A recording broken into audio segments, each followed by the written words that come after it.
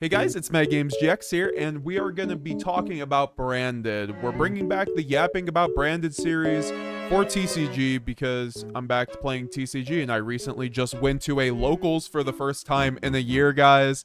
And I know I really started this channel on locals content, so I've been really trying to get back into the swing of things. I think Yu-Gi-Oh! Is meant to be experienced in paper as well, and Master Duel is great, but I think that this aspect was missing from it. So I really want to discuss Branded, how it's doing in the TCG, what I've been going through my mind with trying to deck build this format for Branded, because this is a very tough format for Branded. There is a bunch of different decks in the format, and a lot of them actually just use FTKs, quite literally. Alrighty, so this is my deck that I ended up taking to locals. I think there's a lot of considerations when it comes to the new format, though, that I think that my locals wouldn't have been able to replicate, because this locals is a really low-key one. It's, if you guys are familiar, my Wednesday locals, so it's a pretty low-key locals. It's not like it's a ton of people or anything like that, so it's not a good sample size to really experience the meta. However, I did end up experiencing the diversity of the format, because I ended up playing against two Blue Eyes players, which of course I think Blue Eyes is one of those decks you don't quite think of as a good deck this format. However, it did just win German Nats, which was last format, but then also got two places at the NAWCQ in top 64. One was our friend Chase, who's been on the channel before, and then also Zach Butler got it, who also has a Yu-Gi-Oh channel, so that was really cool to see. But Blue Eyes is still a contender, so I still, you know, think that, and I play against two Blue Eyes at the locals, so I still think that we have to consider matchups like Blue Eyes and just the diversity of things. Like, I even wanted to main Alba Lenatus for the Blue Eyes matchup afterwards, because of the fact that I think that, you know, against certain Blue Eyes players, you're just going to get off scot-free if you have the Alba Lenatus in your deck. So I do, you know, I had a situation in the game where I had an Albaz on board from Fusion Deployment, and he had two Spirit Dragons out, and he was trying to bait out my graveyard effects, but I could, if I had Alba Lenatus, I could have obviously just contact fused off the Albaz in his board. I don't think a good Blue Eyes player is letting you do that. Now, this Blue Eyes player was just new to the deck, so that's totally fair, and this is locals. Locals is there to learn the deck. However, it is one of those situations where I think a Blue Eyes player who does not misplay and knows that you're on Branded is not going to let an Albaz stick to the board. They're going to, you know, go into whether it's the Synchro Dragon that pops cards, or they're going to either have a set Majesty, or maybe you get lucky if they don't open Drill Beam too, but there's so many different factors where this card just is not live against most good Blue Eyes players. So I'm not going to be actually putting it into my deck afterwards. And those are one of those deck building considerations with... I use this anecdote to open the video because this format's very diverse. You can go against a lot of different things. Of course, Orcust, Fiendsmith just won the NAWCQ. You know, we streamed it, we watched it, check out the gameplay. We streamed the whole thing. If you want to see my commentary on it with Raul, go check it out down below.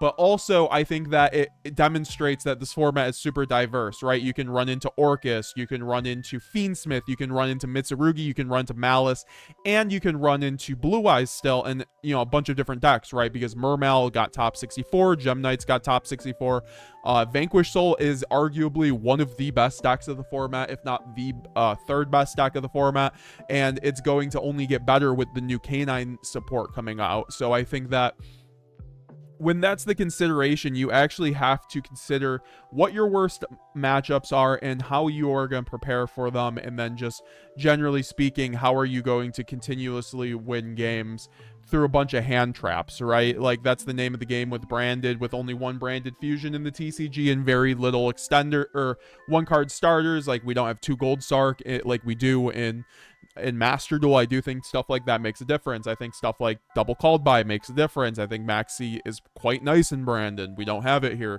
So I think that at the moment, I'm running quite a diverse extra deck at the moment. So we can talk about that and then kind of go from there, talk about the main deck, because I think that, and we'll also talk about matchups too. So this is going to be a very informative video. I'd recommend sticking around for the whole thing of it if you would like to learn more about Branded and how it's going to be doing this format and what to do as a Branded player if you're trying to play Branded in the TCG. This is the video for you, because I'm going to talk about all the decks, and then that you can possibly see in the meta, right? We're going to talk about all the decks that top an AWCQ. We have Orcus, we have Ryzeal, we have Malice, we have Mitsurugi, we have Lunalight, we have Vanquished Soul, we have Evil Twin, we have White Forest, we have Punk, we have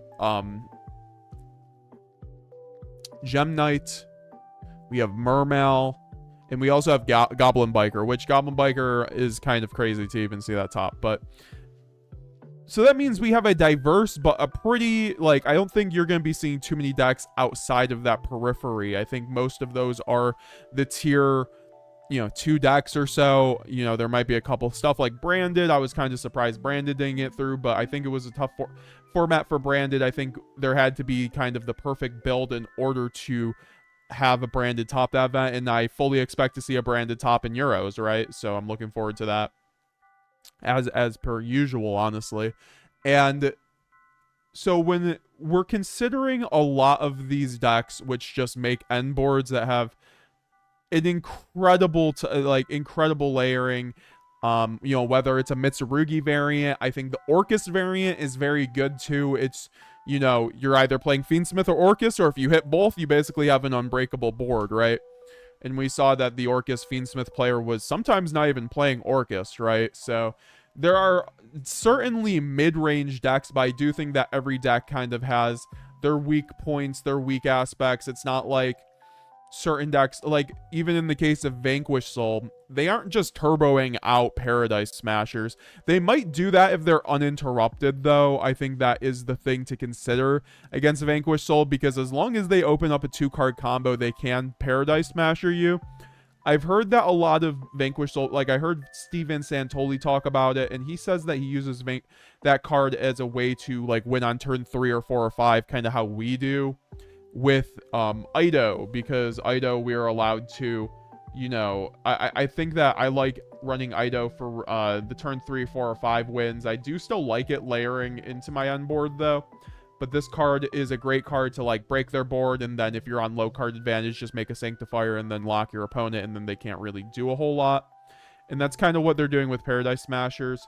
So when these things are considered, a lot of the decks are FTKing you essentially this format, or just making a board that you are either going to crack, or it's not really going to be, like, it's going to be a tough grind game, right? So I'm currently only running 1 Mirror Jade for this, because it's such a diverse format that I'd love to run 2 Mirror Jade. I'd love to be able to crash the first Mirror Jade and then take out my opponent's board, but at the moment, I have to focus on blowing out my opponent game 1, and then game 2, seeing a blowout Floodgate, a blowout non-engine, and then winning the game from there, because I'm not breaking a board with engine. Now, I certainly can break boards with engine in combination with, Super Poly, right?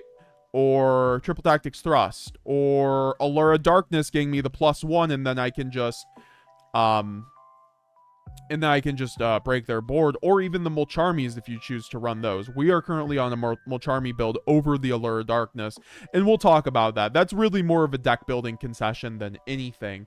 However, I think the 1 Mirror Jade, I'd love to run the 2. It's just such a diverse format. We need to fit like 4 or 5 Super Poly targets, guys, for instance. Like, I'll just go right into them. I have Stapelia, Starving Venom, Mud Dragon, and Chaos Star Source, right? These cards are all just incredible for Branded and in this format for several different reasons. I think in the case of Mud Dragon, this card is very much just required for the Vanquished Soul matchup, because they have several different monsters that are fire but different typing. So being able to have the Mud Dragon when they summon 2 of those fire bodies, which they do pretty often, especially to get into their plays, I think this is very important. And it also turns off their effects, because if you go Mud Dragon, call Dark, they can't target their own, or sorry, call Fire, they can't like target their own monsters with their Vanquished Soul cards in hand. So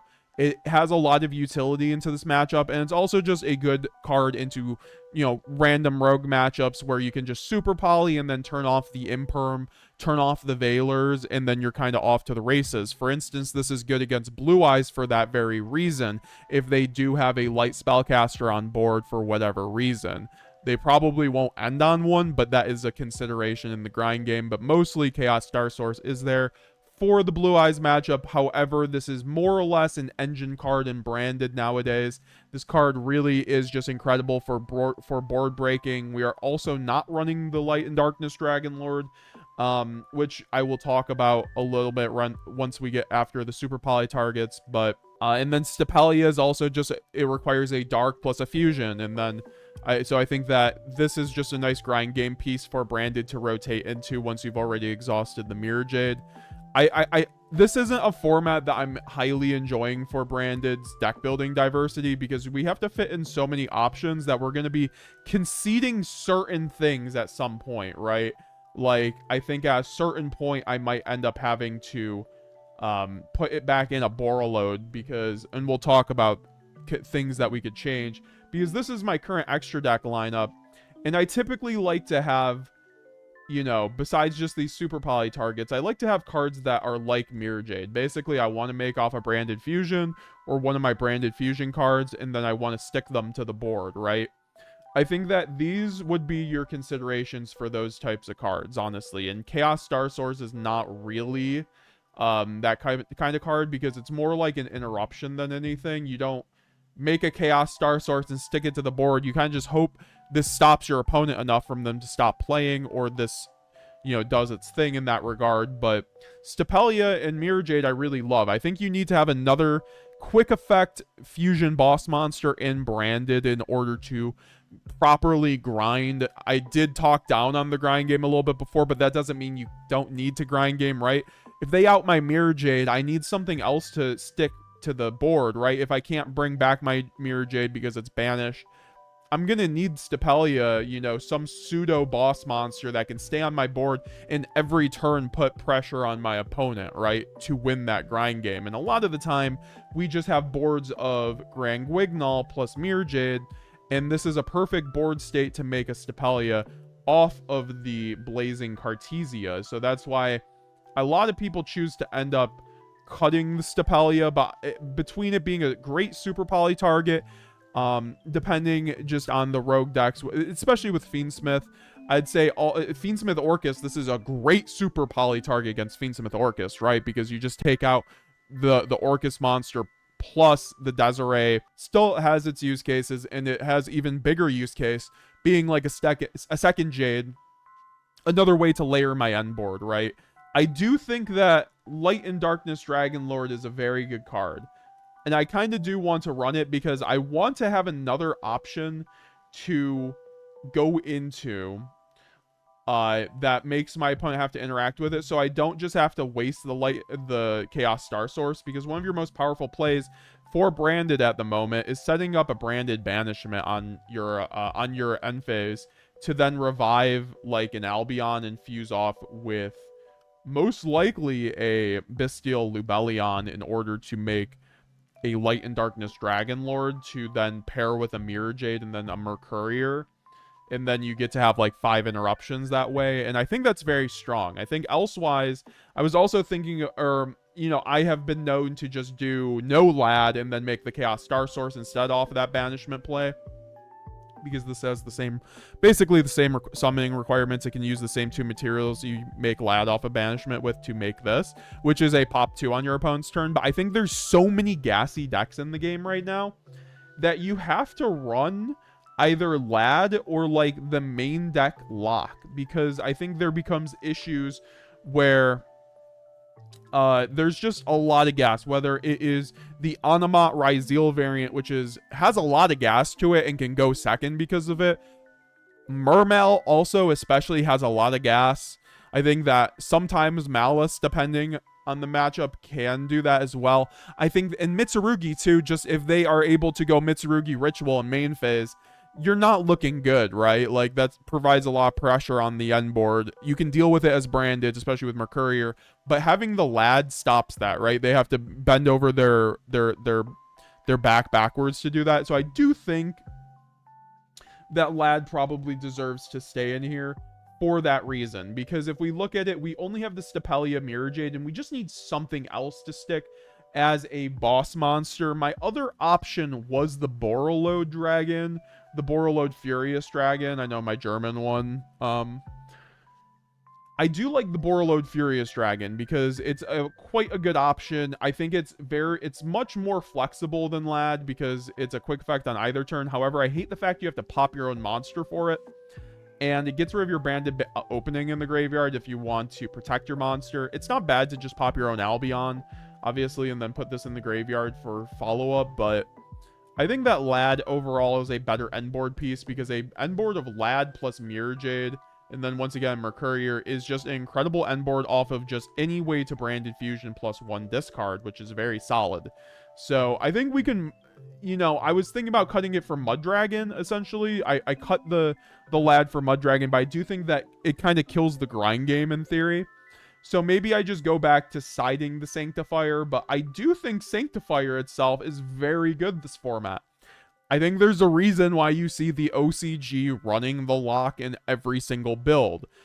Expulsion is very good. They have Expulsion, they have Gimmick Puppet. That's a guaranteed lock that your opponent cannot play through once it resolves, right? That is a huge plus, but we still have Ido, which is almost unoutable by most decks. Most decks don't run an out to Ido, right? Whether it's Droplet or just like, you know, I think that White Forest this isn't quite good against because they have the Azamina cards, which contribute this, but besides that, I do think that Ido is quite required. It's not required this format, but I think it's quite good because we need to be able to stop Vanquish Soul from playing, and a lot of their effects happen in main phase, so if you can Ido in the draw phase, your opponent can't do quite much. So I think, like, you have to run really powerful cards right now because the ceiling of the format is just so much higher than it was even last format, because last format, it was a lot of pure Raizi, or a lot of pure Mitsurugi, right? Which is a lower ceiling deck. And now there's just so many like Mitsu Fiendsmith variants. So that you just, in a lot of these variants, have a lot of gas once again. So you just have to run either the lock or the Lad, in my opinion. And I was already mating the lock instead of the Lad, but when I'm looking at my extra deck, I still need something else to go into, and I don't want to cut a second Gwignol. I think 2 Gwignol is so important in the TCG because I think playing Quem Cartesia control is one of your game plans for the most part if you have a very solid Quem Cartesia line where you can just play with these cards consistently and still have a game plan even if you don't get the Branded Fusion. Is so important. You run the Despia and Proskinion, which I was about to get to before. This is also a super poly target against Malice and then Ryzeal Mitsu, because both of those end boards end on a light and a dark, right? Because Malice can end on a bow. If they still run the Abao, I saw a lot of boards not doing a bow anymore, to be fair. There's Topologic Bomber Dragon, so this could not be as good against that end board, but if they do make a bow, Proskinion is quite good against it. And then also the Mitsu Ryzeal board, people are still playing that, right? Ends on Detonator plus Murakama, which you can just normal summon either Quem or a Luber, the Jester of Despia, in order to dodge like an Imperm. So they go Imperm on a Luber, and then you chain, you know, your super polymerization to fuse off the Aluber and then make the Proskinion. I've been talking about this for multiple formats, I realize, but I still just think this being able to be summoned off a Gwignol is so good, and having 2 Gwignols in order to summon out the Quertus and Proskinion and then the second Quem is still very important. We saw Alan Conchalo's list only run 1 Quem, which I did appreciate, showing that you can still at least run 1 Quem instead of running, you know, the 2, which you've seen a lot in lists lately. I like to play Branded where I have a very thorough game plan. I'm running also Grass Looks Greener in the main deck, so I personally feel like I need to run the double Quem.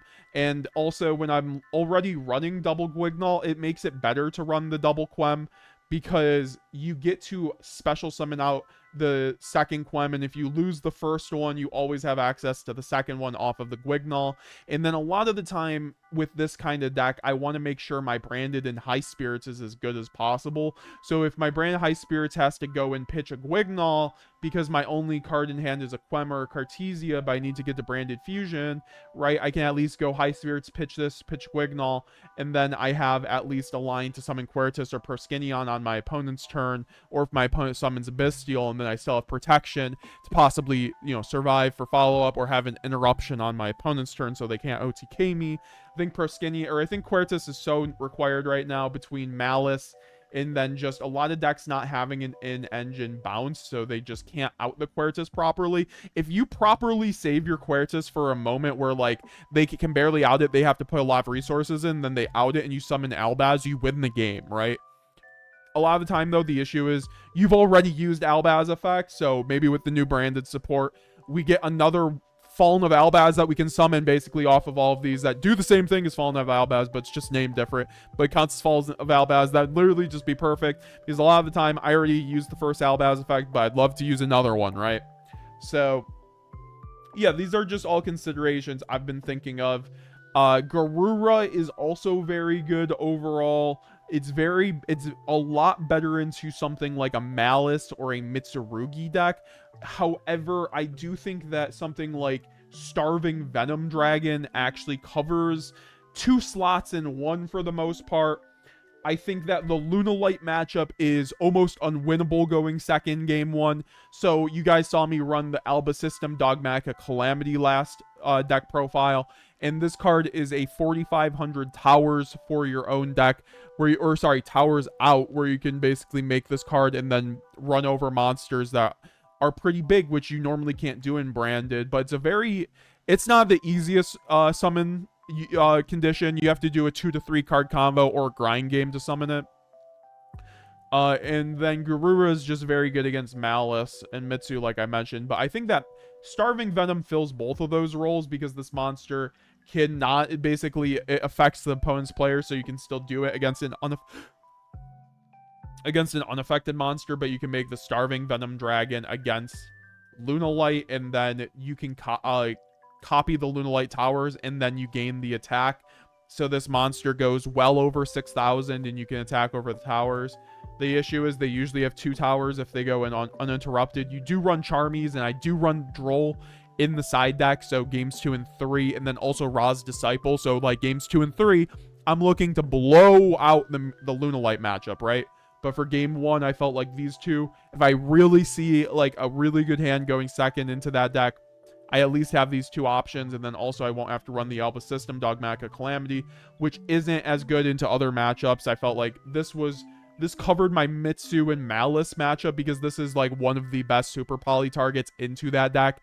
You get an easy OTK, and Malice ends on 2 darks, right? Or they end up getting 2 darks, and then Mitsu also ends on 2 darks, or Mitsu Orchis, right? So this card's still very solid, I think, as a super poly target, and it's just good for OTKs.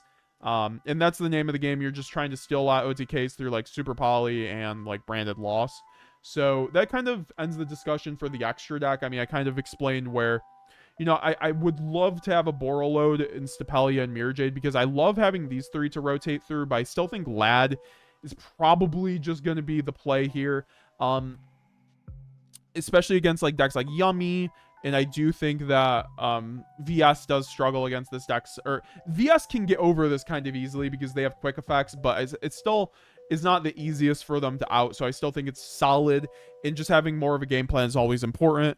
So now I'm going to go more into the main deck discussion, talk about more about our matchups. So I wanted to show you guys also the side deck before we get into the main deck, so you guys can see like the game plan, I guess, because once again, I'm going to side the Sanctifier, main the Lad, and then side the Ido, because I think games 2 and 3, this card is your best going first strategy against most decks. But I think in the main deck, this is a little bit of a liability, because against certain matchups, you just won't have the extra deck card that you need. And then Ido is just bad going second a lot of the time. It's okay going second, but it's not the card you want to see a lot of the time. 1 Feather Duster, so we can at least have something to draw to destroy back row. It's important to have that. We also run 3 Thrust in the main deck, so we can very easily get access to this off of Molcharmy draws or whatever. 3 Lancia for the Malice, and then also Orcus matchup. Very good right now. It's also great against Crystron. 2 fusion duplication. This card's incredible going first. This is going to be, I'll show you guys the side patterns, but there are 6 siding first patterns for this to side out the 6 Mulcharmies in the main, and this is part of it. Duplications, just your best card through hand traps. Frankly, all you do instead of like D-Berry or like Sanctum, I think this is way better because you get to resolve branded fusion, and a lot of the time you just send this and then make a Sanctifier, and then you can lock your opponent. So it's basically like a 1-card lock. It's just incredible going first. I'd main 3 of them if I always could go first, kind of thing. So that's why it's here in the side to play through hand traps. And then also 3 Droll, because that's just what the format necessitates right now. It's very good against Lunalight too. It's very good against VS. Solid against Malice. It's very good against the Nimitsu variant, and it's pretty decent against Orcust. So I do think that this card's basically going in against most matchups. However, I don't love it in the main deck. It's still neg1. Certain matchups, it's not great. So I want it in the side deck more than anything. I'd love to main this card. I just felt like going for the card advantage approach was the better play, and having a strong going first while not just making my going first worse in the main deck. So I just decided to side these, but these are mostly going in 90% of the time against most things. And then Masquerade for time. I would love to run Spooky Dogwood. I think Spooky Dogwood should be probably in everyone's side deck if you know how to use this card in Branded. I think there's a difference in how to use this card and not. Because if you just aren't winning games because of this card, then you just don't know how to use the card, I guess. And it's not worth the slot, right? There's nothing wrong with that. And then also, I think in a format like this, it's so diverse. You just need all your side deck options. And it's really hard to justify the Spooky Dogwood. Like, these are my most flexible extra deck cards. Probably the 2 Sphere Mode and Lightning Storm. I feel like this is quite necessary. Just to have more board breaking options. You know, to see the Feather Duster. I could also just main deck the Sanctifier plus Ido, but then my main deck gets worse going second, and then also kind of conflicts with the Lad. So I would just prefer to side this card, and then, you know, maybe we can just not get into Spooky Dogwood situations. If you're very good on time, you don't need this card. It's just, you know, it's nice to not have to worry about time sometimes, and then also sometimes you just have to use this to win the game. So this is something you could consider yourself, but for now it's not going to be in my side deck.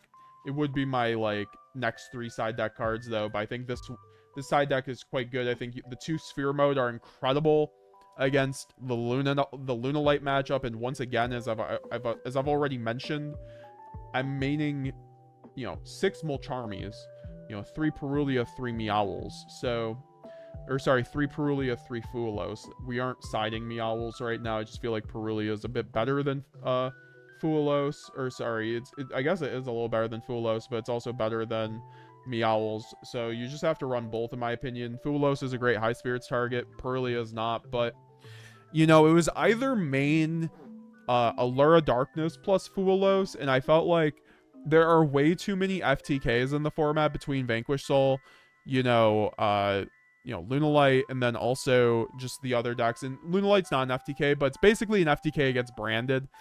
I think having the draws would be the best strategy, especially even in games 2 and 3. I think in game 1, it gives me a really nice matchup into Mermail, which is still, like, stinking up the room. But I think that overall, it also helps you into, like, the Ryzeal variants, because they aren't gonna... You know, they might still Protos you, but, like, I kind of doubt it. If you Mulcharmy them, they're gonna end up not ending on much, right? So I think it's great for nuking their board, but also drawing cards. Because a lot of the time, what it comes down to is Allura Darkness is great in Branded. Like, I just bought 3 QCRs. You know, I love this card, but I'm siding Fuelos and Perulia, right? So I need to make room, and I feel like I could just cut these because I almost want to main Droll, but I can't main Droll with Allure. Allure conflicts with Droll. So if I want to be seeing all my hand traps this format with all the FTKs, I just felt like Droll was a bit conflicty. It is really good to draw into, like, Sphere Mode or something, so I could remove the 3 Perulia from the main deck and then end up maining the Allura Darkness. You guys might see that on the next list. It's just, I wanted to try out something a little bit different. It's very similar to one list where they main 3 Fuelos, 3 Perulia. So I think that's what we are going to be doing right now for our list, and that's the side deck. And I'm not really going to go into the full main deck because, once again, I'm going to save that for the deck profile. If you guys want to see that, make sure this video gets you 150 likes. And let me know down below what you guys thought of this video so far. If you guys want to see more yapping about branded videos, because this is one of my favorite series to do. And I just haven't been playing too much TCG lately. So that's why we haven't really been doing it. But then so now I'm going to talk about some things that came up with making this deck build, because once again, I do want to expand on the Fulos Perulia thing, because a lot of the time when you get allured, it's like, or when you allure, you probably won't get ashed on this unless you start allure, but the issue is with allure is it can be a brick, because you run a lot of light monsters, you run a lot of spells, you run things like high spirits, which already needs to convert a dark. So I think the issue is a lot of the time that Allure of Darkness just can be dead, right? If you're drawing hands of Mulcharmy plus Allure, plus like Cartesia, right? And then plus like a Thrust and like a Super Poly, like that can happen a lot of the times, right? And you want to avoid hands like this. This is a fine hand going second, right? But like going, let's just say first, this is a brick. So it was either cutting the Mulcharmies or Allure, right? Like I could cut Perulia and keep Allure, and then maybe this is something else. But I think overall Allure has an issue in branded as it is constructed right now. Sometimes where it just ends up having some brick hands because you just don't have a dark to convert.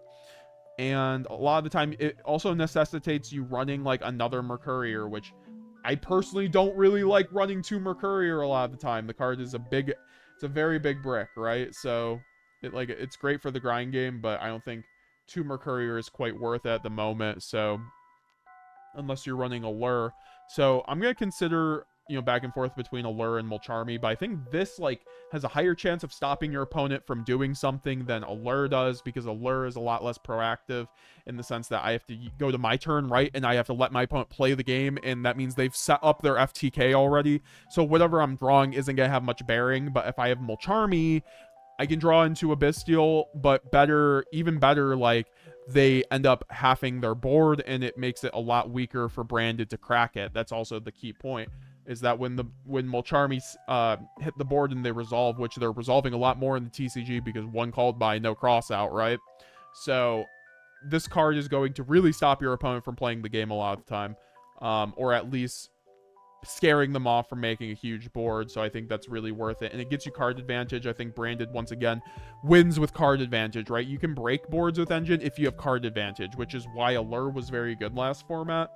So I felt like I had to run something to get card advantage, which is Mulcharmy, and I think you only need card advantage going second. So Mulcharmy solves that issue too by removing Allure. We're running, I think, 53 or 54. I think 54 is the absolute maximum for Branded in the TCG right now, because you just don't want to brick. There's a lot of bricking with 1 Branded Fusion, 1 Gold Sark, and a lot of people aren't even running them. Like in my build, I'm currently running Gold Sark because I am on 54 cards, right? Like and I'm running 6 Mulcharmies, right? I think this is a point I wanted to talk about, but I think if you're running over 50, I think a lot of people have started cutting these cards because they see other people cut these cards. And I don't think that's necessarily correct to ever do it because other people are doing it. I just think that a lot of people were cutting this because of Droll and Lockbird, and these are still your best 1-card starters in a deck that lacks 1-card starters, right? So I think that these cards still have a place in Branded, even though you can get Drolled, right? You can get Drolled on Allure, right? It's just like a lot of the time you have cards like High Spirits or Opening to play around the Droll, right? They Droll you search Shrouded off of High Spirits, and then you just, or sorry, you have a Shrouded and then you just pitch it, or you search Saronir off of Lubellion, you just pitch it, right?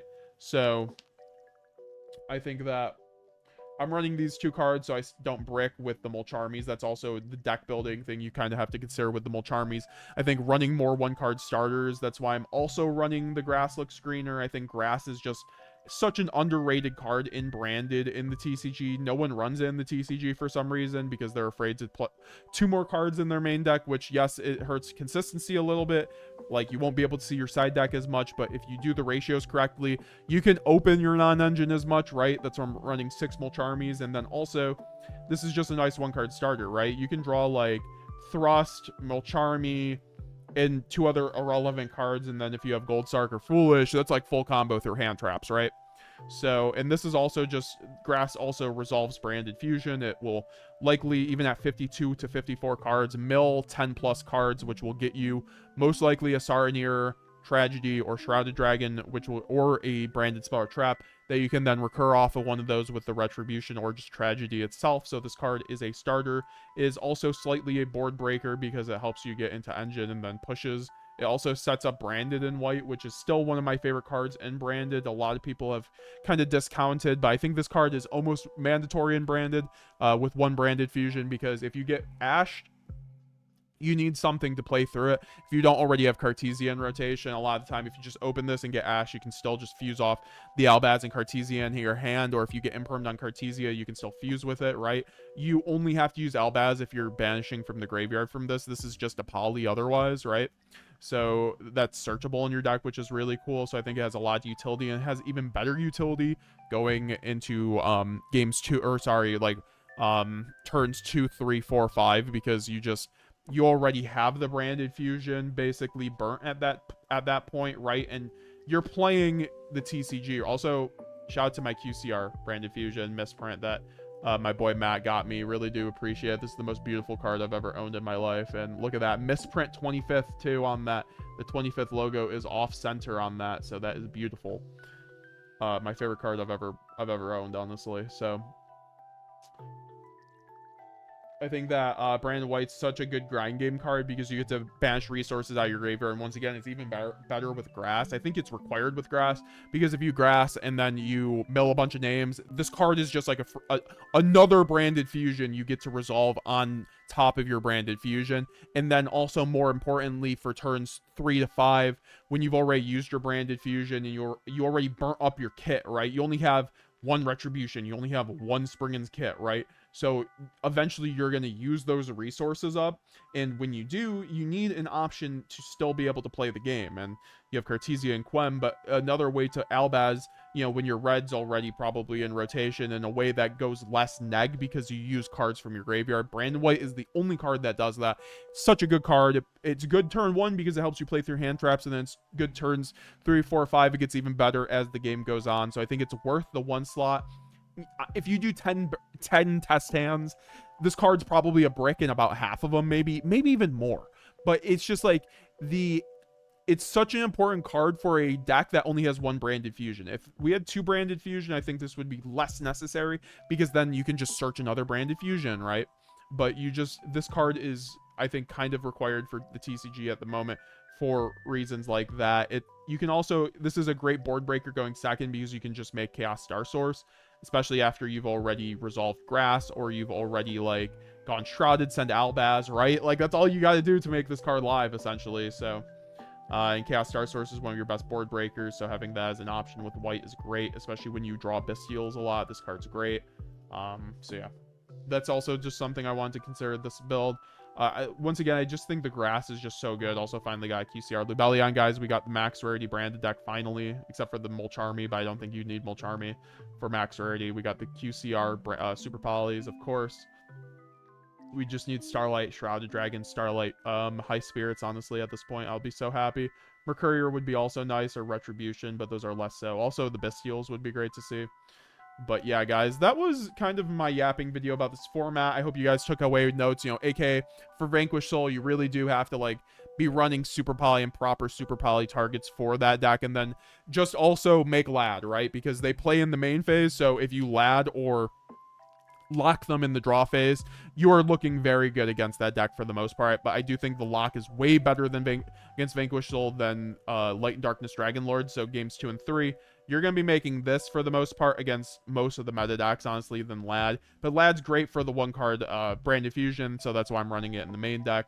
Lunalight, right? You want to be prepared in the side deck. Have an overside so you can just blow them out games 2 and 3 if you lose game 1. And if you go first game 1, you win the game, right? And then also, as we mentioned, any amount of if one Bestial keeps Lunalight off a tower and then another Bestial keeps Lunalight off another tower, so that's why I am also running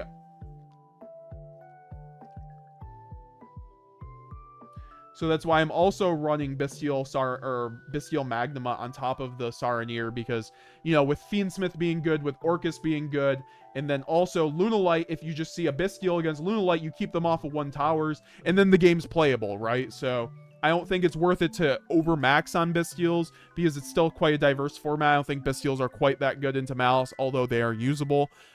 You just won't... 1 Bestial's not doing anything against 1-card Dormouse or 2-card combos in that deck, so that's just the reality of things. So I think that having at least the Magnemite to have a good chance going second against Lunalight, and then also, you know, the Fiendsmith decks and Orcus going around, I think the Bestials are fantastic in that context. And that's the thing with Euros coming up. They aren't going to have Orcus in the meta, so there are going to be some differences. Like, if we see branded builds top with not many Bestials, I think that makes a lot of sense.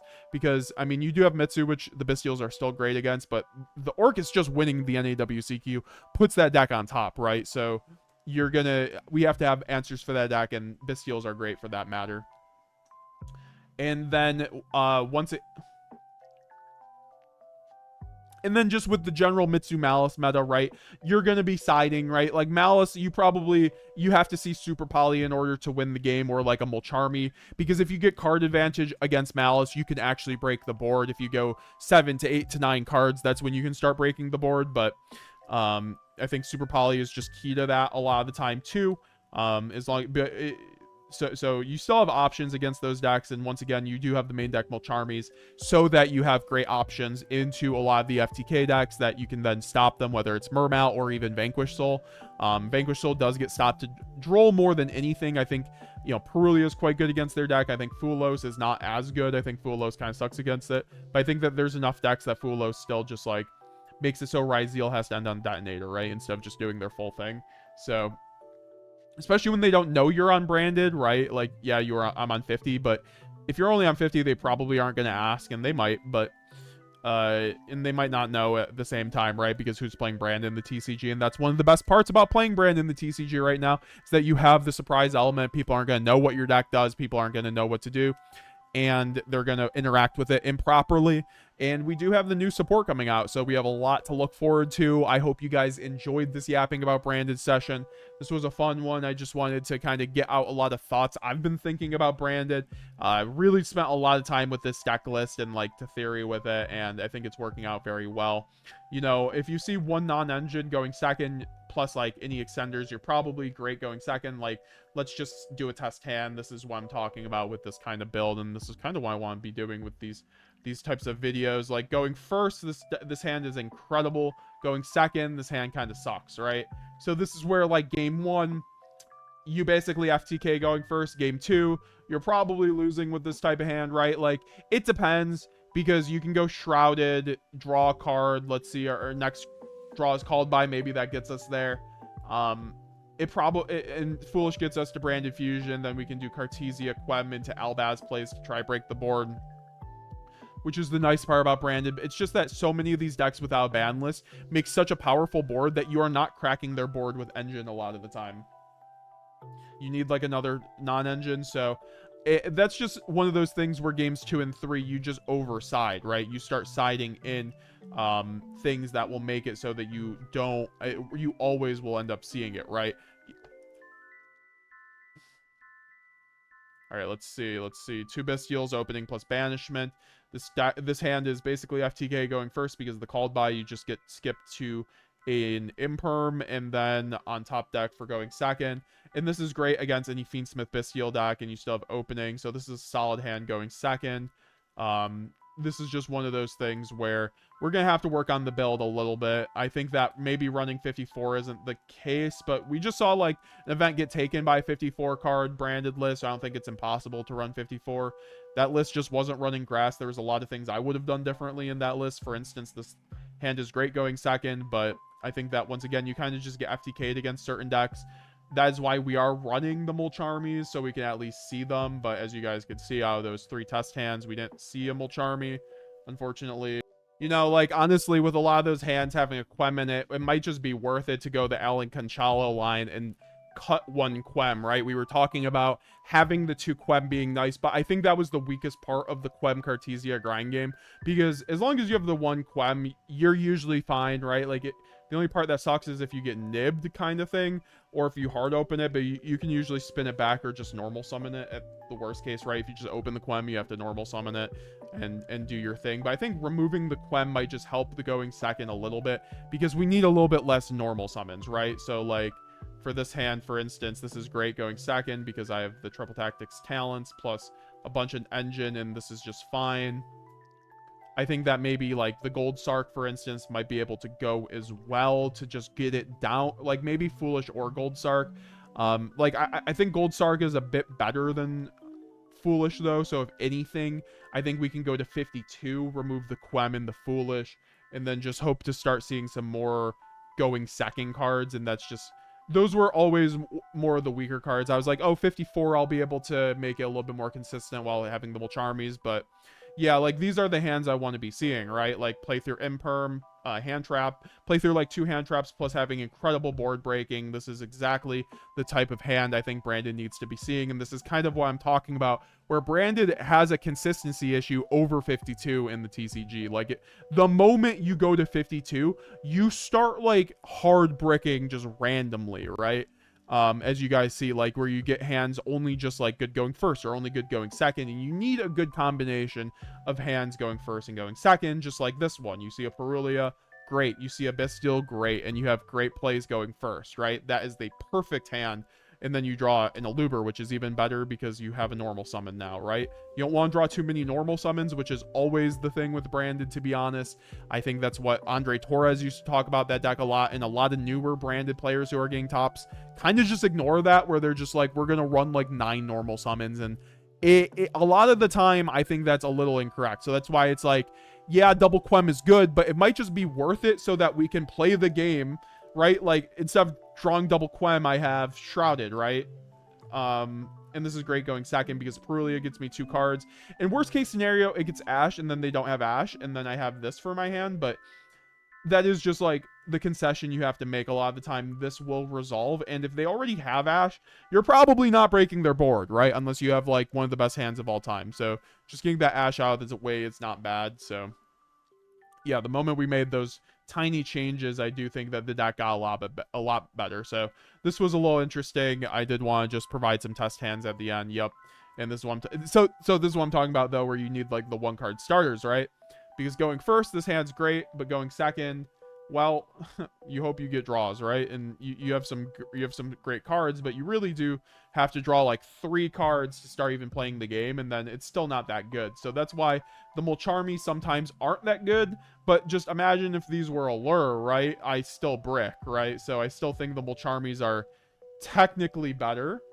So that's just something to consider too. Some hands won't always be playable. Like if your hand is playable going second, you can consider that a 50% good hand, right? So it's still playable in my opinion. You just want to make sure you get more hands that are playable both going first and going second with Branded, because that's just the name of the game. When you really can't be remaining hand traps, you have to make sure your hands are still, you know, doing their thing when they need to, going first and going second. Magnum combo with Albaz. Yeah, you guys can see I play through a little bit less hand traps with this kind of consistency, but at least going second, it's incredible. Like Thrust gets me Branded Fusion, Magma keeps them off of like Fiendsmith combo, and then Albaz plus High Spirits is breaking the board plus full combo. So you love to see it, guys. That was the video that was yapping about Branded. It was a long one, but I really I've been really wanting to yap about Branded, so I hope you guys enjoyed it. If you guys want to see more of this kind of content, let me know down below. What did you think of this video? Are you running Branded this format, and are you looking forward to the Dragon Tail stuff? I will be checking out the Dragon Tail Branded and making a lot of content on it. Of course, pick up my Yu-Gi-Oh spreadsheet if you want to get all those Draco Tail combos plus Branded combos, all that fun stuff. We also have a new podcast every week. I stream every week. Subscribe if you haven't already. We're on the road to 20,000 subscribers. Hopefully going to get a new Branded cast up and going here soon with another great Branded player. So with that being said, love you guys. Hope you guys have a great rest of your day. Stay safe and see you guys later. Bye now.